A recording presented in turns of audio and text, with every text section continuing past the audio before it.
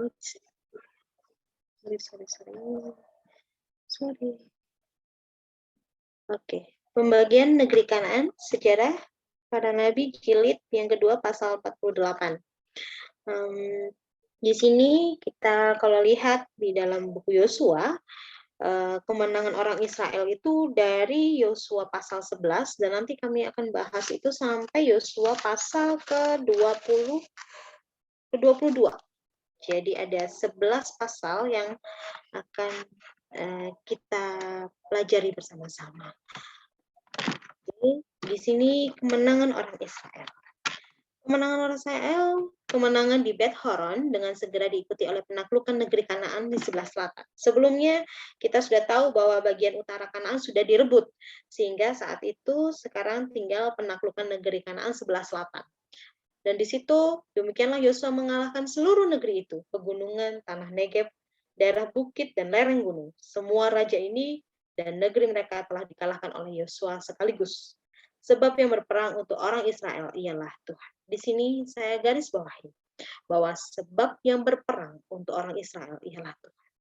Bagaimana seorang Israel, orang-orang Israel dapat mengalahkan banyak sekali kerajaan-kerajaan, negeri-negeri yang dikalahkan, termasuk Kanaan sebelah utara, Kanaan sebelah kanan, sebelah selatan, dan nanti kita bisa tahu bahwa banyak sekali raja-raja yang telah dikalahkan oleh orang Israel. Kemudian Yosua dengan seluruh Israel pulang kembali ke tempat perkemahannya di Gilgal. Jadi saat ia berperang, saat itu Yosua menempatkan bahwa tempat perkemahan mereka di Gilgal. Dan setelah mereka berperang, mereka pasti akan kembali ke tempat perkemahannya. Oke, di sini kemenangan Israel.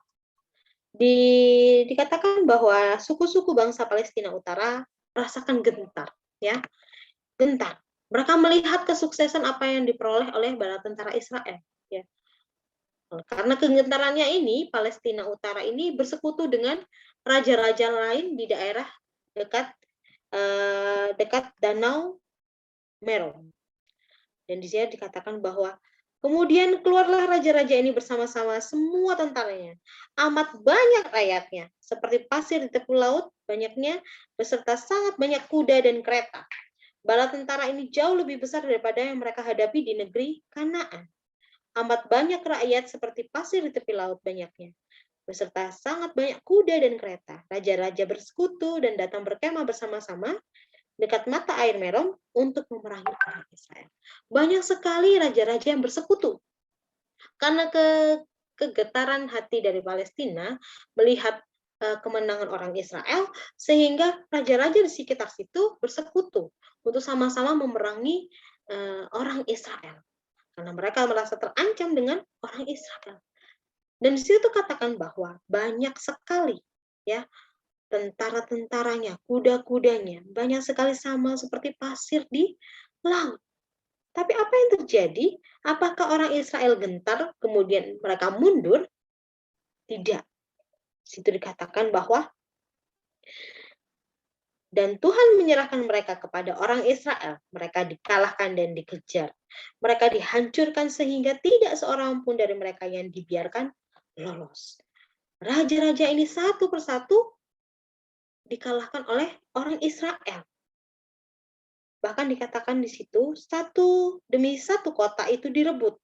Dan Hazor, itu benteng kekuatan sekutu itu, jadi mereka waktu itu memilih Hazor sebagai benteng kekuatannya. Di situ pun mereka juga direbut. Peperangan, di situ dibakar Hazor.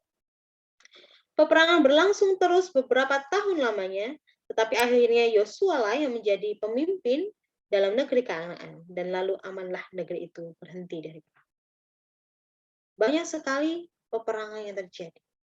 Banyak sekali raja-raja yang dikalahkan. Kita bisa buka di Yosua 12, banyak sekali raja-raja yang dikalahkan oleh orang Israel. Ada Sihon, raja orang Amori, Araba Yordan, daerah Og, raja Basan, Gunung Hermon, kemudian di situ juga dikalahkan sebelah barat sungai Yordan, yaitu Baalgad, pegunungan gundul, pegunungan di daerah Bukit Araba Yordan, dan banyak sekali. Di situ di dalam Yosua pasal 12 sampai 24 ayat itu adalah raja-raja yang sudah dikalahkan oleh orang Israel. Bagaimana seorang Israel dapat mengalahkan, maksudnya orang-orang Israel dapat mengalahkan kawanan dari kerajaan-kerajaan ini. Kita ketahui tadi bahwa mereka bersekutu sama-sama untuk memerangi orang Israel.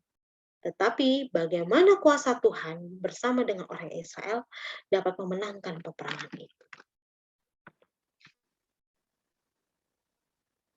Namun apa yang terjadi setelah mereka mengalahkan beberapa kerajaan dan beberapa daerah, apakah Yosua berhenti di situ saja?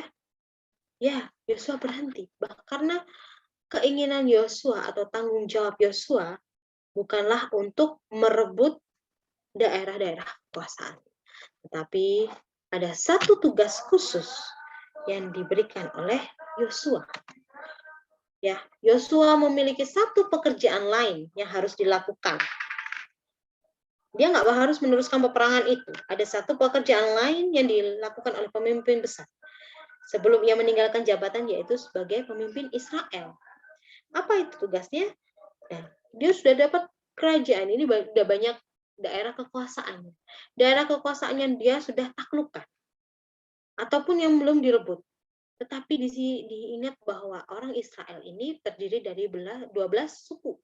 Jadi harus dibagi-bagi di antara suku-suku bangsa itu. Dan tugas masing-masing suku itu merebut tanah warisan bagi mereka sendiri. Nah, jikalau bangsa itu terbukti pada Allah, terbukti setia kepada Allah, maka mereka akan mengusir musuh-musuh mereka di hadapan mereka. Dan ia telah berjanji akan memberikan tanah pusaka bagi mereka yang sudah setia kepada perjanjiannya. Dan kita ketahui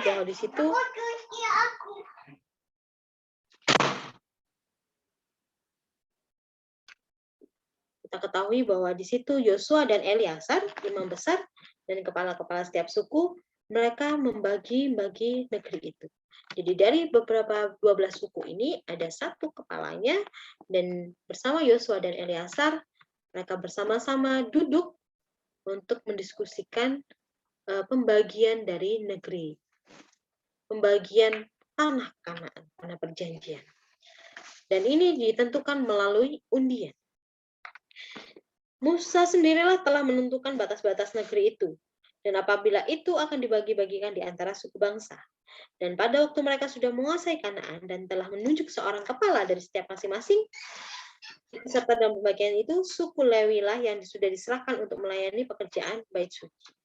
Tidak termasuk dalam pembagian ini, tetapi 48 kota di berbagai bagian negeri itu telah ditetapkan kepada suku Lewi sebagai pusaka. Di sini suku Lewi memiliki tugas khusus. Dia adalah sebagai pelayan, bekerja di bait suci, sehingga sudah mendapatkan bagiannya. Sudah mendapatkan 48 kota. Sedangkan yang lainnya akan duduk bersama-sama untuk membagi tanah perjanjian. Dan saat tanah perjanjian itu akan dibagi, ada seseorang yang senior atau tua, ya, paling tua di antara orang Israel selain Yosua. Kita tahu siapa dia? Dia adalah salah satu dari mata-mata yang dikirim ke Kanaan. Dia adalah juga orang yang sempat masuk ke tanah Kanaan, orang Israel yang masuk ke Kanaan selain Yosua.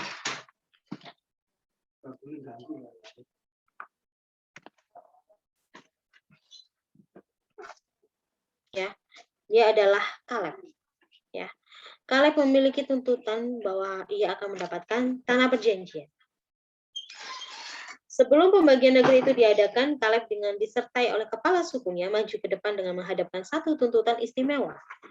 Karena dia selama ini sudah 40 tahun bersama dengan Yosua, dan dia mengingatkan bahwa Yosua tentang perjanjian yang pernah diadakan pada waktu itu. Di situ Tuhan menjanjikan bahwa sesungguhnya tanah yang diinjak oleh kakimu itu akan menjadi milik pusakamu dan anak-anakmu sampai selama-lamanya. Sebab engkau tetap mengikuti Tuhan Allahku dengan sepenuh hati. Dan oleh sebab itu ia telah menghadapkan satu permohonan agar tanahnya yang diinjak saat itu adalah Hebron, tanah Hebron, diberikannya kepadanya sebagai pusaka.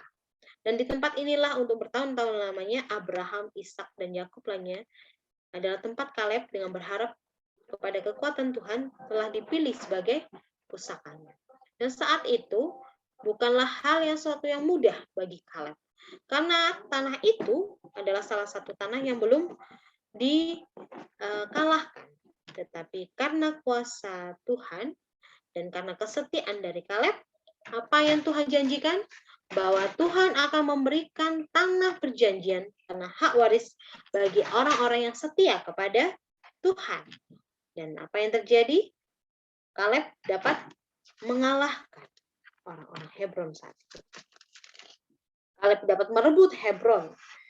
Dan saat itu yang terdapat di dalam pasal 15, Kaleb dapat merebut Hebron. Dan saat itu juga Hebron menjadi hak waris dari Kaleb dan keluarganya. Kaleb sendiri sebagai seseorang yang telah ditetapkan dari suku ini ikut serta dalam membagi negeri itu. Dan dia telah memilih untuk mengikut sertakan orang-orang ini bersama dengan dia menghadapkan tuntutannya. Tetapi karena kuasa Tuhan dan karena kesetiaan Kaleb, tuntutan itu segera dikabulkan. Dan tugas menaklukkan benteng raksasa ini tidak dapat dipercayakan kepada orang lain selain pada Kaleb. Dan akhirnya apa yang terjadi? Kaleb dapat mendapatkan tanah perjanjian. Inilah tanah pusakanya. Jadi Kaleb saat itu memperoleh pusaka untuk mana ia telah ditetapkan. Selama 40 tahun dan dia berharap Tuhan tetap menyertai dia. Dia tetap setia kepada Tuhan. Dia menghalau dari sana ketiga orang anak. Setelah mendapat satu pusaka untuk dirinya sendiri dan keluarganya, semangatnya pun tidak berkurang. Jadi setelah si Kaleb ini mendapatkan tanah perjanjian, tanah Hebron, dia dapat merebut tanah Hebron, apa yang terjadi? Apakah dia dengan sudah puas hati, oh saya sudah mendapatkan tanah warisan atau tanah perjanjian dari Tuhan. Lalu dia melupakan Tuhan? Tidak. Dia dan keluarganya tetap setia kepada Tuhan. Dia masih memiliki semangat yang tidak berkurang. Dan dia tidak terus tinggal diam untuk menikmati warisannya. Tetapi tetap terus bergerak maju untuk merebut tempat-tempat lain untuk keuntungan bangsa Israel dan kemuliaan Tuhan. Kita bisa lihat bahwa seorang Kaleb yang setia, walaupun sudah mendapatkan hak warisnya, dia masih tetap setia kepada Tuhan. Lalu, apa yang terjadi dengan orang-orang yang lain? Ya, satu tuntutan yang lain berkaitan dengan pembagian negeri itu. Jadi pasti saat pembagian tanah perjanjian atau hak waris, itu tidak akan ada yang mulus. Pasti akan ada pertengkaran-pertengkaran kecil. Dan saat itu ada satu tuntutan yang lain berkaitan dengan pembagian negeri itu. Ada satu roh yang jauh berbeda dengan roh Kaleb. Yang ini dikemukakan oleh suku dari Bani Yusuf, suku Efraim dengan sebagian dari suku Manasye. Dan suku-suku bangsa ini menuntut dua bagian dari tanah itu. Dan tanah yang telah kamu bagi mereka itu padahal adalah tanah yang paling subur. Termasuk padang Sharon yang subur dan banyak dari antara kota-kota besarnya yang ada di lembah yang masih dikuasai oleh bangsa Kanaan. Tetapi apa yang terjadi? Suku Efraim itu sebenarnya adalah suku paling besar di antara bangsa Israel. Dia adalah suku paling besar daripada bangsa Israel. Tetapi dia merasa bahwa dia layak mendapatkan tempat yang lebih baik daripada suku yang lain. Oleh karena itu dia memiliki keinginan yang melebihi saudara-saudaranya. Dan saat itu apa yang terjadi? Mereka merasa bahwa mereka harus memiliki pertimbangan khusus nih. Karena mereka adalah suku dari Efraim yang paling besar. Dan jawabnya adalah, kalau engkau bangsa yang banyak jumlahnya, pergilah ke hutan dan bukalah tanah bagimu di sana, negeri orang Feris dan orang Efraim. Jika pegunungan Efraim terlalu sesak bagimu. Di sini Yosua mengatakan hal bahwa kalau misalnya kamu nggak cukup dengan warisanmu ini, kamu pergi aja cari tempat yang lain yang lebih besar. Buka aja hutan-hutan. Dan kuasa Allah tetap dijanjikan kepada suku bangsanya. Kalau saja bangsa Efraim ini mempunyai semangat dan iman seperti Kaleb, pasti Tuhan akan memberikan bagian dari Bani Efraim. Pasti Tuhan tetap menyertai Bani Efraim. Tapi karena mereka kekurangan iman dan mereka kekurangan keberanian untuk mengusir bangsa Kanaan, jadi mereka kalah daripada Kanaan. Karena mereka mengatakan bahwa pegunungan ini tidak cukup bagi kami. Semua orang Kanaan yang diam di situ itu menjadi mempunyai kereta besi. Mereka tidak mempunyai iman seperti Kaleb. Sehingga Tuhan membiarkan apa hal yang terjadi pada mereka. Dan hingga saat ini mereka tinggal di Gilgal yang menjadi markas besar bangsa itu. Dan di situ adalah salah satu tempat kedudukan bait suci. Kita bisa tahu bahwa saya punya ini ya, saya lupa untuk memasukkan ada petanya. Dan di sini adalah bait suci di Silo. Nah, saat ini Gilgal telah menjadi markas besar bangsa itu. Jadi kalau misalnya kita bisa lihat nanti kalau mungkin coba saya ini ya. Saya lupa untuk memasukkan, ada sebuah peta tentang pembagian tanah Kanaan, dan di samping-sampingnya itu ada pembagian khusus untuk setiap sukunya. Dan di tengah-tengahnya ini adalah bait suci atau di Silo ini. Silo ini adalah tempat di tengah-tengah kota kecil. Ya, ini termasuk tanahnya Efraim. Tetapi sekarang bait suci itu harus dipindahkan ke tempat yang telah dipilih sebagai tempatnya, yang tetap kita tahu nanti bait suci berpindah, bukan di Silo kembali.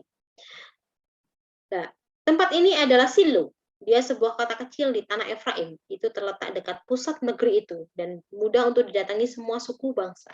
Karena Silo ini ada di tengah-tengah, sehingga semua suku bangsa dapat berkumpul untuk datang ke bait suci.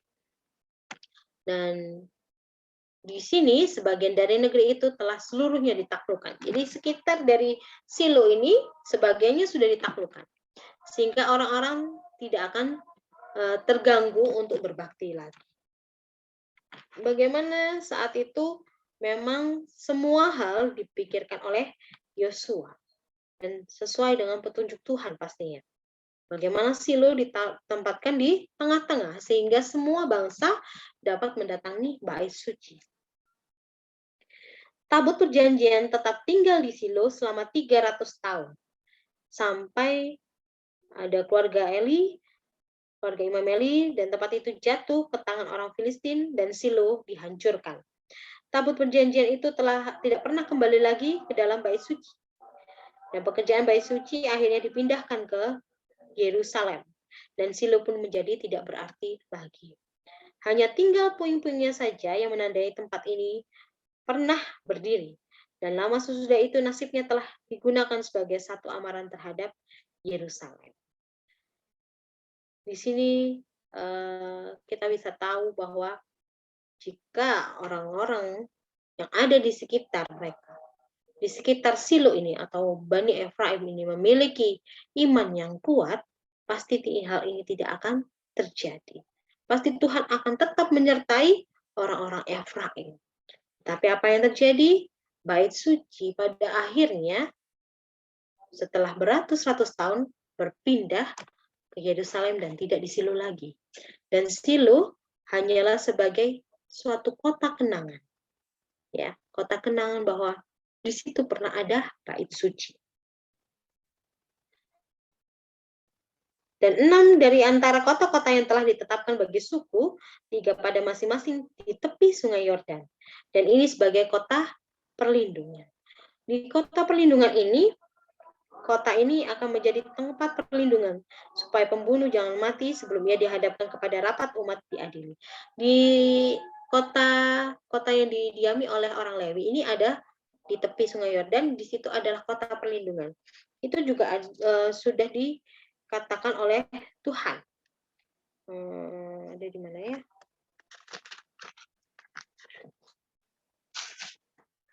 Jadi kalau misalnya kita buka di Alkitab itu banyak sekali kota-kota milik pusaka Efraim, kemudian pembagian sisa tanah di Silo punya Benyamin, suku Asher, Sebulon, Isakar, Asher, Naftali, suku dan kota perlindungan ini adalah salah satu kota kecil yang didiami oleh orang Lewi. Dan di sini ada suatu, kalau saya bilang seperti tempat peradilan ya. Jadi ada orang-orang yang membunuh tanpa sengaja, mereka akan berkumpul di tempat kota perlindungan ini. Dan di situ ada apa ya? Hukum yang berlaku. Hukum adat yang berlaku. Di dalam penyidangan suatu perkara pembunuhan, orang yang tertuduh tidak dihukum oleh kesaksian seorang saksi. Jadi, seorang pembunuh tidak akan dihukum hanya karena seorang saksi, sekalipun bukti yang berhubungan itu cukup kuat terhadap dirinya. Karena Tuhan mengatakan bahwa setiap orang yang telah membunuh seseorang haruslah dibunuh sebagai pembunuh menurut keterangan saksi-saksi. Bukan hanya satu orang saksi saja, tetapi itu tidak cukup memberikan keterangan terhadap seseorang dalam perkara hukuman mati. Jadi situ kota perlindungan digunakan untuk kota untuk pelarian orang-orang yang membunuh, dan di sana akan ada peradilan. Jika ada saksi-saksi, lebih dari satu saksi, maka akan ada hukum bagi mereka. Sebenarnya ini adalah bukan hal yang Tuhan izinkan, tetapi karena adat saat itu masih berjalan, ya masih saja berjalan sampai Tuhan Yesus datang. Dan di situ Tuhan mengatakan bahwa guru besar itu mengulangi kembali pelajaran bahwa kesaksian satu orang tidak bisa membebaskan atau menghukum seseorang. Pandangan atau pendapat satu orang tidak akan dapat menyelesaikan satu persoalan persengketaan. Di dalam segala perkara, dua orang atau lebih harus diikutsertakan dan bersama-sama mereka harus memikul tanggung jawab. Supaya atas keterangan dua atau tiga orang saksi, perkara itu tidak disangsikan. Inilah yang kadang terjadi di dalam kehidupan kita. Kadang kita bisa menyalahkan seseorang hanya karena satu saksi. Tetapi Tuhan menginginkan bahwa dalam Matius 18 ayat 16 bahwa supaya atas keterangan dua atau tiga orang saksi perkara itu tidak disangsikan. Jadi jangan hanya membawa satu orang saksi, tetapi sama-sama kalau misalnya ada sesuatu yang mengenai persengketaan atau ada masalah, jangan hanya satu orang, tetapi ada orang lain. Di situ keselamatan dan kesucian bangsa itu menuntut agar dosa pembunuhan dihukum dengan kejam. Hidup manusia yang hanya Allah dapat memberikannya harus dijaga dengan penuh kesucian. Kota perlindungan telah ditetapkan bagi umat Allah pada zaman dulu, ada satu lambang dari perlindungan yang disediakan di dalam Kristus. Ini kota perlindungan adalah menggambarkan perlindungan di dalam Kristus. Bahwa nanti jika memang orang itu tidak bersalah, maka dia dapat diselamatkan. Ini adalah melambangkan tentang kesediaan Kristus nantinya yang akan menjadi juru selamat. Ya, di dalam Roma 8 ayat 1 sampai 34 mengatakan bahwa siapakah yang akan menghukum mereka? Kristus Yesus yang telah mati, bahkan lebih lagi yang telah bangkit, yang juga duduk di sebelah kanan Allah, yang malah menjadi pembela bagi kita, supaya kita yang mencari perlindungan beroleh dorongan yang kuat untuk menjangkau pengharapan terletak di depan kita. Jadi di situ dikatakan bahwa Tuhanlah sebagai kota perlindungan kita, dan dialah yang akan menjadi pembela bagi kita. Jadi kita yang merasa menjadi orang-orang yang berdosa, kiranya kita dapat melarikan diri ke kota perlindungan. Dan kota perlindungan itu siapa? Kota perlindungan yaitu Tuhan Yesus. Orang yang berdosa terbuka kepada kematian kekal. sampai ia memperoleh satu tempat persembunyian di dalam Kristus. Sebagaimana sikap bermalas-malas tidak peduli bisa menghilangkan satu-satunya kesempatan untuk hidup. Jadi kita ini semua bisa dikatakan kita ini semua adalah seorang tahanan. Tahanan yang siap untuk dihukum. Tetapi kalau kita lari ke kota perlindungan, yaitu Kristus Yesus, kita akan mendapatkan pembela kita. Lalu kemudian selanjutnya ada suku-suku yang di seberang Sungai Yordan. Di situ di pasal 22 dikatakan bahwa ada suku-suku yang di seberang Sungai Yordan. Nah, suku-suku yang mendiami di situ adalah dua dari suku bangsa Israel, Gad dan Ruben, dan setengahnya adalah dari suku Manasye. Dia menerima warisan mereka sebelum menyeberangi Sungai Yordan. Jadi sebelum mereka menyeberangi Sungai Yordan, mereka sudah menerima warisan mereka.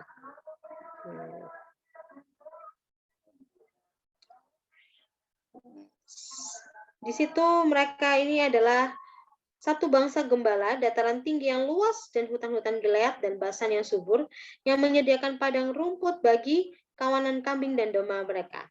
Telah memberikan satu penarikan yang tidak didapati di Kanaan sendiri. Dan kedua setengah suku ini telah menghendaki untuk bermukim di sana. Dan dia berjanji akan menyediakan bagian dari tentara mereka untuk menemani saudara-saudara mereka menyeberangi Sungai Yordan dan ikut berperang sampai mereka juga dapat mewarisi pusaka mereka. Di sini dua setengah dari suku-suku ini selalu berperang membantu dari suku-suku lainnya dan sebelum mereka menyeberangi Sungai Yordan. Dan tanggung jawab mereka ini telah dilaksanakan dengan setia. Dan saat 10 bangsa itu memasuki Kanaan, 40.000 dari Bani Ruben, Bani Gad, dan suku Manasye yang setengah itu, mereka malah menyeberang di hadapan Tuhan ke daratan Yeriko untuk berperang. Dan selama bertahun-tahun mereka telah berperang dengan berani bersama-sama dengan saudara-saudaranya. Dan saat mereka dibagi, mereka mendapatkan suku di seberang Sungai Yordan. Mereka mendapatkan tempatnya di seberang Sungai Yordan. Dan oleh sebab itu mereka menyeberangi Sungai Yordan. Mereka ada di seberang Sungai Yordan, jauh daripada saudara-saudaranya. Dan apa yang terjadi? Saat mereka jauh daripada saudara-saudaranya, mereka harus tinggal jauh dari Silo, tinggal dari tempat yang jauh dari bait suci. Dan ini adalah sesuatu keputusan yang berat. Bagaimana dua setengah dari suku ini harus berpindah ke seberang Sungai Yordan, sehingga mereka akan jauh daripada bait suci. Ini juga mungkin akan terjadi kepada suatu jemaat. Bagaimana jika anak-anak dari jemaat yang harus jauh daripada gereja, mungkin dia akan bekerja, mungkin ia akan menempuh pendidikan, tapi jauh dari gereja, pasti akan melepas anak-anak ini dengan hati yang berat. Seperti itulah yang dirasakan oleh Yosua saat menyaksikan keberangkatan daripada dua setengah suku dari Israel ini, Gad, Ruben, dan Manasye. Dan saat mereka menyadari betapa besarnya percobaan di depan mereka, karena di tempat mereka ini, di sekeliling mereka adalah orang-orang yang kafir. Dan itulah yang ditakutkan oleh Yosua. Jika suatu saat, dua setengah suku ini akan jauh daripada Tuhan. Dan saat itu, apa yang terjadi? Suku-suku seberang ini mendirikan sebuah mezbah. Dan saat mendengar itu, Yosua berkumpul dengan saudara-saudaranya yang ada di Kanaan. Dan dikatakan di situ bahwa mereka sudah berpikir hal yang buruk terhadap teman saudara-saudaranya ini yang di seberang Sungai Yordan. Sementara pikiran Yosua dan para pemimpin lainnya masih diliputi dengan firasat yang tidak baik. Satu berita yang aneh telah tiba kepada mereka, bahwa mereka yang di seberang Sungai Yordan sudah mendirikan mezbah. Dan mereka merasa bahwa ini hukum Allah telah melarang. Dan ini ancamnya hukuman mati. Karena mereka mendirikan perbaktian lain di samping perbaktian yang ada di dalam bait suci. Mereka sudah menganggap bahwa, oh ini sama, ini mereka ini keluar dari bait suci, malah mendirikan mesbah lain. Mereka mengadakan peribadatan lain. Dan mereka berpikir, jikalau itu tujuan mesbah, itu jika dibiarkan begitu saja akan menuntun orang banyak menyimpang dari iman yang benar. Inilah yang dipikirkan oleh bangsa-bangsa yang lain di seberang Sungai Yordan. Tetapi apa yang terjadi saat itu? Mereka sudah mengatakan bahwa ayo, wakil daripada beberapa suku, ya, wakil dari beberapa suku akhirnya berkumpul di Silo dan mereka menyeberang Sungai Yordan untuk bertanya, apakah maksud dari mendirikan mesbah itu? Dan saat mereka masuk dan datang kepada saudara-saudaranya di suku seberang Sungai Yordan, 10 pemimpin, satu dari masing-masing suku telah dipilih, dan akhirnya sebagai pimpinan mereka dikatakan ada seorang bernama Pinehas. Ya, Pinehas ini mengatakan kepada Bani Gad dan Ruben, bahwa jikalau mereka enggan tinggal di tanah itu tanpa satu mezbah untuk korban, maka mereka dipersilahkan mengambil bagian di dalam pusaka saudara-saudaranya. Mereka berpikir, oh, daripada kamu nanti tersesat di sini buka mezbah, lebih baik kamu kembali aja. Kita akan bagi kok. Kita akan bagi tanah perjanjian kita untuk kalian. Tetapi apa yang terjadi? Jawaban dari Bani Gad dan Ruben setelah Manasya, mereka menerangkan bahwa mezbah mereka itu bukanlah dimaksudkan untuk korban, tetapi mereka hanya sekedar sebagai satu saksi bahwa sekalipun mereka dipisahkan oleh Sungai Yordan, tapi mereka tetap mempunyai iman yang sama. Sama seperti saudara-saudaranya di Kanaan. Mereka merasa takut bahwa suatu saat nanti anak-anak mereka akan dipisahkan oleh bait suci. Anak-anak mereka sudah lupa akan Tuhan. Dan ini sebagai tugu peringatan bahwa mereka juga memiliki iman yang sama dengan saudara-saudaranya yang di Kanaan. Dan mereka merasa bahwa mereka juga orang-orang yang tidak mempunyai bagian bersama Israel. Itu yang ditakutkan, bahwa anak-anak mereka tidak merasa bahwa mereka adalah bagian dari Israel. Nah, setelah itu, apa yang terjadi?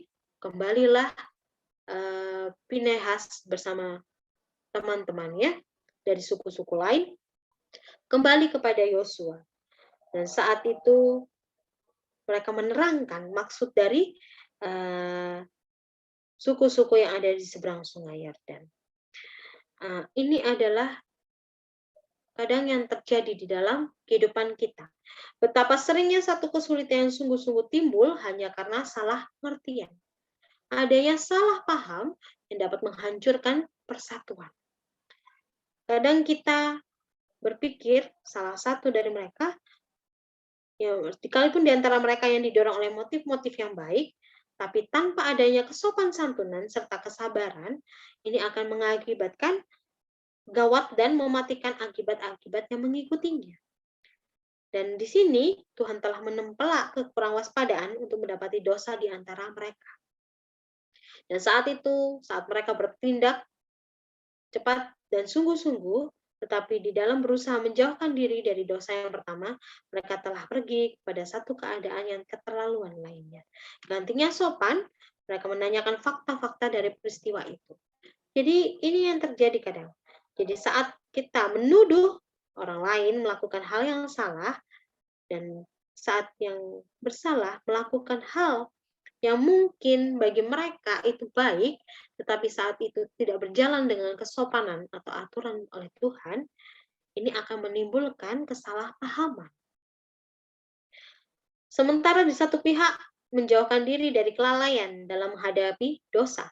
Dan sama pentingnya di pihak lain juga menjauhkan diri dari sikap curiga yang tidak beralasan dan tindakan untuk mengecam dengan keras. Kadang kita sudah tahu, oh itu ya, sudah pergi datang ke gereja lain, gitu. Kita akan mengecam mereka, mengatakan mereka hal yang begini, begini, begini. Tapi apa yang terjadi itu juga akan mendamaikan dosa terhadap kita. Begitu pula dengan mereka mungkin memiliki pemikiran yang baik, tapi ini akan menjadikan kelalaian dalam menghadapi dosa. Satu roh kebajikan, satu pembawaan yang sopan dan sabar dapat menyelamatkan yang bersalah dan menutupi orang dosa yang banyak. Kebijaksanaan yang telah dinyatakan oleh suku Ruben dan sahabat-sahabatnya mereka patut dicontoh. Sementara dengan jujur berusaha memajukan agama yang benar, mereka telah disalah tafsirkan dan telah dikecam dengan keras. Namun demikian, mereka tidak menunjukkan kemarahan. Dan dengan sopan dan sabar, mereka telah mendengar tuduhan yang dilemparkan saudara-saudara mereka sebelum mereka berusaha membenarkan diri. Ini adalah satu contoh yang baik. Bagaimana saat itu mereka dikecam, mereka dituduh, tetapi mereka tetap sopan dan sabar. Sehingga apa yang terjadi? Mereka masih mendapat menerima perkataan dari saudara-saudaranya. Dan dengan sopan dan sabar, mereka dapat membela dan memberikan apa keterangan yang dimaksud. Sehingga di situ tidak akan terjadi permasalahan atau peperangan. Kita coba kalau misalnya saat itu Pinehas dan ke-9 suku lainnya sudah mengecam mereka dan mengatakan hal yang buruk tentang suku-suku Bani Gad dan Ruben. Tetapi saat itu misalkan Bani Gad dan Ruben juga mengatakan dengan tidak sopan, tidak sabar, dengan penuh emosi, maka apa yang terjadi? Bisa terjadi mereka akan malah menjadi perang di antara peperangan saudara ini. Peperangan di antara orang-orang Israel sendiri. Tetapi apa yang terjadi? Karena kesabaran, karena kesopanan, akhirnya kesalahpahaman itu dapat teratasi. Apa yang dapat kita pelajari di sini? Yang dapat kita pelajari, yang dapat saya simpulkan, bahwa yang pertama adalah kemenangan akan terjadi untuk orang yang beriman padanya. Sama seperti Yosua dan bala tentaranya. Saat ia dapat melihat banyak sekali masalah yang di hadapan mereka, bala tentara yang di hadapan mereka lebih banyak daripada orang Kanaan. Tetapi saat Yosua dan bala tentaranya beriman kepada Tuhan, maka mereka akan mendapatkan kemenangan. Begitu pula dengan kehidupan pribadi kita. Kehidupan di depan kita mungkin akan banyak sekali masalah. Mungkin kita tidak akan dapat memikirkan bahwa masalah itu lebih besar mungkin daripada yang kita pikirkan. Tetapi satu hal yang Tuhan janjikan, saat kita beriman kepadanya, Tuhan pasti akan memberikan kemenangan dalam setiap permasalahan kita. Yang kedua, setiap umatnya yang setia akan mendapatkan hak waris, mendapatkan tanah perjanjian. Kita percaya itu. Jika kita semua setia sampai akhir, setia kepada Tuhan sampai akhir, maka kita mendapatkan tanah perjanjian kita, yaitu surga. Kanaan kita, kanaan surgawi kita. Percayalah bahwa kita saat kita semua setia sampai Tuhan datang, kita pasti juga akan mendapatkan tanah perjanjian kita. Sama seperti orang-orang Israel yang mendapatkan tanah perjanjiannya. Dan sama seperti Kaleb yang memiliki iman dan kesetiaan, maka dia mendapatkan tanah perjanjian. Yang ketiga, kesalahpahaman akan merusak persatuan umat Tuhan. Disinilah banyak sekali hal-hal yang kadang dapat merusak persatuan umat-umat Tuhan. Tetapi dikatakan bahwa jika sopan dan sabar, jika kita memiliki kesopanan dan kesabaran, dan jika Tuhan ada di antara kita, maka persatuan itu pasti akan terjadi. Tidak akan terjadi peperangan di antara umat-umat Tuhan. Dan bersyukur sekarang, saya melihat banyak sekali sini dari 4 jemaat dapat bersatu bersama-sama untuk beribadah kepada Tuhan. Di sini menandakan bahwa jika ada roh persatuan di dalam Tuhan, kita bisa bersama-sama beribadah kepada Tuhan. Dan saya percaya bahwa jika kita sama-sama di sini, maka tidak akan terjadi kesalahpahaman yang berarti. Tapi apa yang terjadi jika kita tetap bersama-sama dengan Tuhan, maka akan tetap ada roh persatuan. Sekian dari saya. Tuhan memberkati kita. Amin.